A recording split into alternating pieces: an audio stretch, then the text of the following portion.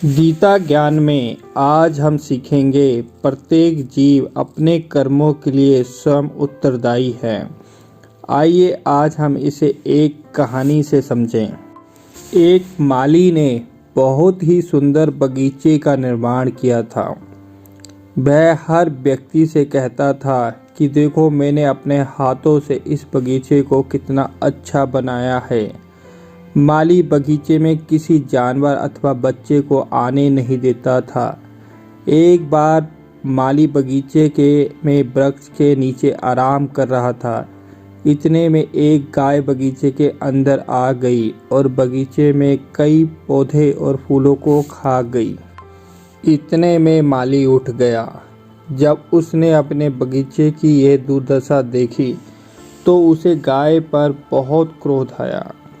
वह लाठी लेकर गाय के पीछे उसे मारने दौड़ा। उसने गाय के सिर पर लाठी से कई बार किए, जिसके कारण गाय मर गई।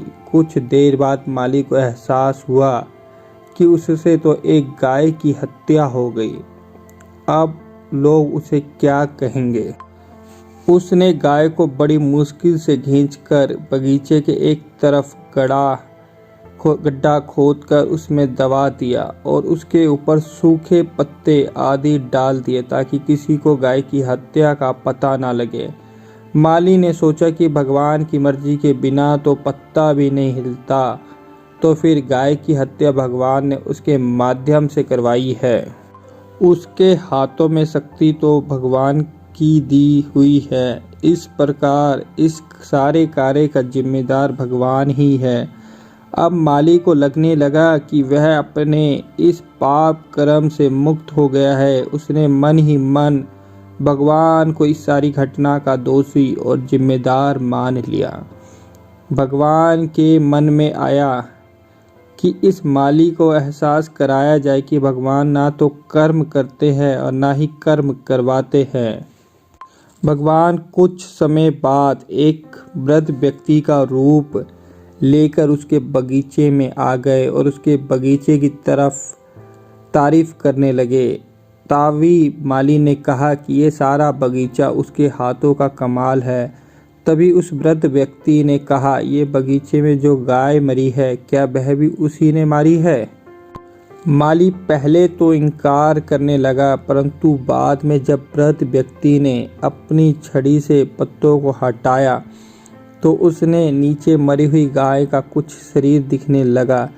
माली बोला, यह हत्या तो भगवान ने की है, क्योंकि भगवान की मर्जी के बिना एक पत्ता भी नहीं हिलता। इतना सुनने पर वृद्ध व्यक्ति ने कहा कि गाय की हत्या का दोष तो तुम भगवान पर लगा रहे हो, साथ ही साथ ये भी कह रहे हो कि ये जो बगीचा इतना सुंदर है वह सारा तुम्हारी मेहनत का फल है।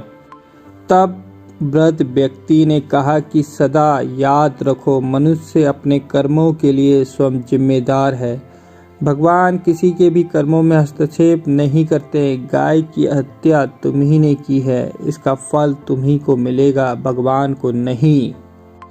जिस प्रकार कोई फिल्म अथवा सीरियल देखने के लिए टेलीविज़न का होना अनिवार्य है, लेकिन टेलीविज़न को इससे कोई लेना देना नहीं है कि आप उसमें कौन सी फिल्म अथवा कौन सा चैनल देखते हैं।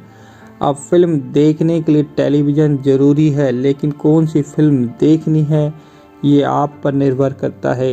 इसी प्रकार ईश्वर हमारे द्वारा किए गए कर्मों के लिए उत्तरदायी नहीं है। प्रत्येक जीव कर्म करने के लिए स्वतंत्र है।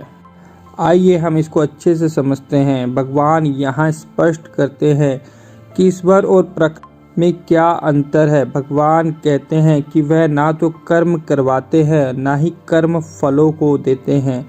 ये सब कार्य प्रकृति उनकी प्रेरणा से करती है। भाव ये है कि कुछ अज्ञानी लोग यह समझते हैं कि भगवान सभी कार्यों को करते अथवा करवाते हैं। भगवान की इच्छा के बिना कोई कुछ नहीं कर सकता है। इसका अर्थ केवल इतना ही है लेना चाहिए कि भगवान सर्वशक्तिमान है, ना कि यह लेना चाहिए कि वे ही इस संसार में सब कुछ करवा रहे हैं। उदाहरण के लिए, यदि कोई किसी के घर चोरी करता है तो इसका यह अर्थ नहीं है कि यह कार्य भगवान ने ही ने ही किया या करवाया है। इन श्लोकों में भगवान साफ कहते हैं कि मैं ना तो कर्म करवाता हूँ, ना ही कर्मों का फल देता हूँ।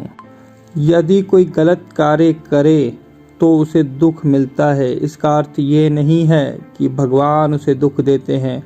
भगवान तो सदा भक्तों का उद्धार करते हैं। श्री कृष्ण को ना जाने कितने दुष्ट राक्षस मारने आए, लेकिन उन्होंने उस सब का उद्धार किया। भगवान कहते हैं कि यह सुख दुख प्रकृति देती है। ये प्रकृति एक न्यायाधीश की तरह कार्य करती है। यह लोगों को उनके कर्मों का फल देती है। अच्छे कर्मों का फल अच्छा व बुरे कर्मों का फल बुरा होता है, परंतु मनुष्य अज्ञानता के कारण इस भेद को समझ नहीं पाता और मोह के बंधनों में पड़ा रहता है।